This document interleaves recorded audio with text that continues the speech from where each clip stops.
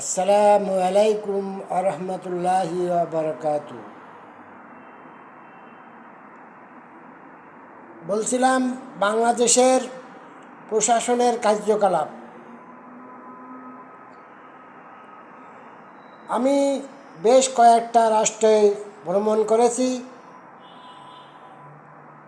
তাতে এরকম কোনো দেশেই দেখিনি যে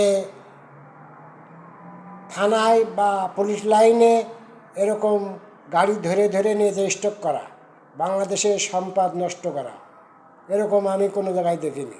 আমি বেশ চার পাঁচটা দেশে ভ্রমণ করেছি, দেখেছি তারা যদি কোনো সমস্যা হয় সঙ্গে সঙ্গে কেস লিখে দিয়ে দেয়, পরে তাদেরকে ডাক পড়ে, তখন তাদের বিচারে যা হয় তাই। কিন্তু এরকম বাংলাদেশের সম্পদ থানায় বা পুলিশ লাইনের ভিতরে পুষে যাওয়ার মতন এরকম কোনো জায়গায় দেখিনি। সবাই ভালো থাকবেন, সুস্থ থাকবেন, সুন্দর থাকবেন। ধন্যবাদ।